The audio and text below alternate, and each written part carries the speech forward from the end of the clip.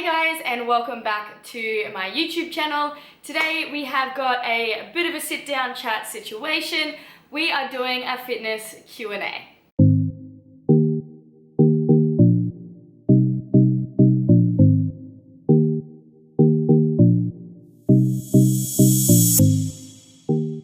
What we've got today is a fitness Q&A, and what I did was a couple of days ago on my Instagram, which I'll link below here, I put up a sticker on my story just asking you guys if you had any questions about fitness, health, nutrition, motivation, lifestyle, anything like that. I do get a heap of questions through Instagram on DMs, and I just thought this would be an easy way to answer some of your questions. Now, I'm just going to read them off my phone and get straight into it. Hope this can be somewhat helpful. Some of these questions are pretty simple, and I will kind of just elaborate as much as possible, just like a sit down chat. How many times a week to do HIIT that is optimal for fat loss? Okay, so when we're talking about fat loss, what I like to look at is more energy balance, which comes in through nutrition, but also training, yes. However, I like to look at fat loss mostly through nutrition, and then you use tools such as cardio to just amp up that energy output. So there's no specific answer on how many times you should do HIIT per week. However, I will say that you should prioritize weight and strength training. If you want to lose fat, you should be in a calorie deficit. And what I mean by that is you should be outputting more than you're inputting. So this is your food, this is your activity. Whether you create that deficit all through nutrition or whether you decide to add in HIIT, for example, or cardio is up to you. It's very individual. It depends how many calories you're on, your body fat levels, if you've got a specific date in mind for this fat loss or if it's just general. I guess what I'm saying is it's not that simple. However, I would say 1 to 2 sessions a week. I don't think you should be overdoing HIIT training just because it's very stressful in the body. Like I said, you should be prioritizing your strength training. All right, next question. How to get lean and build muscle at the same time. So I suppose when you're looking at your two goals, they're kind of on opposite ends of the scale, and it depends on your starting point. So if you want to get lean, you need to be in a calorie deficit. If you want to build muscle, you need to be generally in a surplus. That's not to say that you can't be in a slight deficit and be in that sweet spot, probably when you have quite a young training age, which is how long you've been weight training, then you can definitely be in that sweet spot, I believe, where you can get leaner and put on muscle at the same time. It's definitely doable, but it wouldn't be as quick as if you were to be in a surplus. And like I said, it's generally for beginners, and then when you're getting more intermediate to advanced people, you definitely have to have that energy balance to really progress and build muscle. However, for the sake of this question, I would say to place yourself in a slight deficit. If you're already a lean individual, you could probably get away with being in a slight deficit. Weight training, make sure again you really prioritize your weight training. Make sure that you have frequency, you're hitting your muscle groups throughout the week. So it is recommended to hit each muscle group twice per week at least. And if you're looking to build up certain areas, especially if they're smaller, like your shoulders or your glutes, you can hit them up to 4 times per week. So there's a lot of different things that you can do with training schedule, programming, nutrition, all that type of thing. But I would definitely recommend even periodizing your training. So maybe for a 3 or 4 week block, you will focus more on being at maintenance with your calories or in a 10% surplus. And then you could go into a slight deficit to still keep nice and lean. So I think that, in my opinion, would be the way I would do it, and the way that I do things. Like, I like to cycle between the two. I'm already quite a lean individual though, so it really depends once again on your starting point, your dieting history, your body type, your lifestyle, all that type of thing. How much HIIT do I do per week?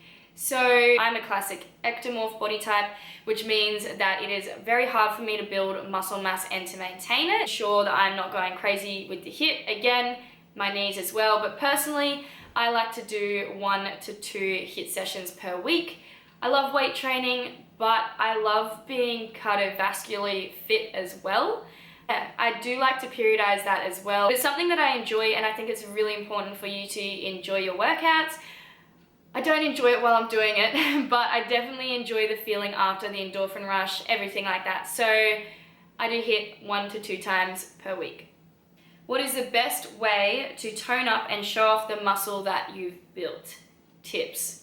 These questions are all very, very similar. So the best way to, if you've just been in a build phase where you've been building muscle and now you want to do like a bit of a cut, is to go into a calorie deficit or create a calorie deficit through training and nutrition. So things like increasing your activity level, so your NEAT, which is your non-exercise activity thermogenesis, which is like your incidental activity, walking around, fidgeting, pacing, park a little bit further away from where you're going in the day, walk to the corner store. So increase your NEAT, put yourself in a calorie deficit. It depends on your body type and how much body fat you have to lose. Because if you are placing yourself, just remember, in a really aggressive deficit, say 30%, it is going to be harder to maintain that muscle mass. So just remember, if you are already quite lean, you could probably be a little bit more conservative with your deficit. The rule of thumb that I like to go off is actually your body fat percentage, and that can kind of give you an idea of where your deficit should be. For example, if you're 30%, you could be in a 30% deficit. If you are 15% body fat, maybe look at a 10 to 15% deficit, especially if you're looking to keep that muscle mass. Cannot talk. How can I stay motivated to work out with work and college? I'm always so tired. Okay, this is a good one.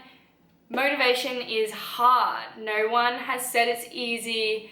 I have so many days where I don't want to go to the gym. We're all human. It is very hard to always keep motivated, but what you need to do is to create routine and then just stick to it. It's more about dedication and willpower more than motivation. Like, I don't jump out of bed in the morning like every day super keen to exercise. What I would recommend though, if you're always tired and you've got work and college, 150%, set your alarm 45 minutes to an hour earlier, do it in the morning. You not only will feel so much better throughout the day, it's done, it's not on your mind throughout the day. I find anyway that I get a better workout in the morning. Yes, the first 2 to 3 weeks getting up earlier sucks, it means you need to go to bed earlier as well. But overall, this is dramatic, but it seriously changes your life. It changed my life. What's the process, aka the perfect formula to get shredded? Unfortunately, guys, there is no perfect formula. What it is a calorie deficit and managing your lifestyle factors. There is 4: your nutrition, your stress, your sleep, your training. If you can get all of those managed, then you will get lean but stay healthy and keep your hormones in check at the same time, which is really, really important for us girls, and something I personally didn't give a shit about when I was younger and paid the price for. I've had a lot of hormonal imbalances, skin problems, all that type of jazz, because I thought the best way was just to eat less and less and less and do cardio and all that type of thing. It's not. You really need to take the time, stop asking everyone for the secret pill, and get educated on your body, how it works, and nutrition, and it will make so much more sense. So start actually learning, be a little sponge and absorb all this information. Be careful though, there are some crazy coaches out there who are saying some crazy things. But yeah, the main thing is to be in a calorie deficit, weight train, and then you can use cardio as a tool. And my other one I would say is don't live in a calorie deficit, because what will happen is our bodies are super adaptable. Your body will actually adapt to living off the lower calories if you are in that period for an extended period of time. And then you will no longer have that deficit, if that makes sense, because your body has adapted to the lower calories, even though you might be eating 1,400 calories. If you're eating that and not losing weight, your body's probably adapting. To give you a bit of an idea on how long you can stay in a deficit, again, it depends on your body fat levels. As a rule of thumb, people who have a higher body fat percentage can be in a deficit for a longer period of time. And this is because their body doesn't actually adapt to living off the lower calories for a longer period of time, because they have more fat stored and run off their stored fat for longer. Whereas if you've got a leaner individual who is, say, 15% body fat, you would want to only be in a deficit for 3 to 6 weeks, depending on how lean they were, and then you would need to diet break them. I've done a whole video on diet breaks. If you wanted to check it out, I'll put the link below. Explain how you do a mini cut and reference your personal macros. Again, my macros change. My protein is between 2 to 2.4 grams per kilo of body weight that I have. I also go off lean body mass, but that might be a bit confusing for you guys. Majority of my macros are made up of carbs, and then my fats sit around 55 grams a day. And then the rest is from my carbohydrates. So that's at the moment when my macros are at baseline. So I've been eating at maintenance now for a while, for over a month. The other part of that question was how I do a mini cut. So it's just like doing a cut. The reason why I do a mini cut is because I'm a lower body fat percentage. Like what I was talking about before, if I am in a deficit for an extended period of time, I have negative hormonal adaptations. What I will do is I'll put myself, when I do want to go on a diet or a mini cut, I'll put myself into a slight deficit. For myself, I usually go about 20%. And I'll only do it for about 2 to 3 weeks max before coming back up to baseline. I really listen to my body in this time, and it depends on how I'm feeling. And yeah, that's how I do a mini cut. Pretty simple. Figure out my macros, stick to them every single day consistently, and then I will come back up to baseline for a period of time. And generally, for my body, I've been training for a long time. I don't feel like I need to diet a lot. I would prefer to do what I'm doing right now, and I'm trying to actually build my metabolism, because I love eating a lot of food while still staying lean and fit and healthy. So I started back at baseline, and I have been increasing my calories whilst trying to lift heavier and trying to increase my metabolism slowly by like reverse dieting, which I haven't done a video on yet, but I will get around to it. I feel like I've got a lot of videos to do. Next question, what is your favorite type of training? My favorite type of training is definitely weight training and HIIT training, but to be honest with you, I love Muay Thai, I love plyometric. I really like a whole round fitness approach. I hate the feeling when I am not, like even if I'm strong, I don't like being unfit in my cardiovascular health. Should you consume more carbs post-weight session or an intense HIIT session? You can consume carbs after each. It's going to be good after each. So me personally, I like to have a protein and carb meal post-training. The carbohydrates also reduce your cortisol level and brings that down. So once again, it will actually help you move back into your parasympathetic state. But it's important to, first of all, control your breathing, 5 minutes of stretching, that type of thing, and not eat straight away. Probably not the best for digestion, because when you're in your sympathetic nervous system, you're not actually digesting or anything like that. So it's important to kind of move yourself back into your parasympathetic nervous system and then eat your meal. I know that's a little bit crazy, but if you don't know about your sympathetic and parasympathetic nervous system, I have done a video on that as well, so I'll link that below too. But that's all to do with your stress response. So when you're actually training, especially when you're doing something high intensity like HIIT, you actually increase your stress hormones. So your stress hormones, like your cortisol, adrenaline, they're actually needed to get your results and that type of thing. So it's not always, like, people look at cortisol as always being bad. It's only when your cortisol is constantly increased it is bad. So yes, carbs post-workout is a big yes from me. All right, what is the best motivation tip you have for beginners?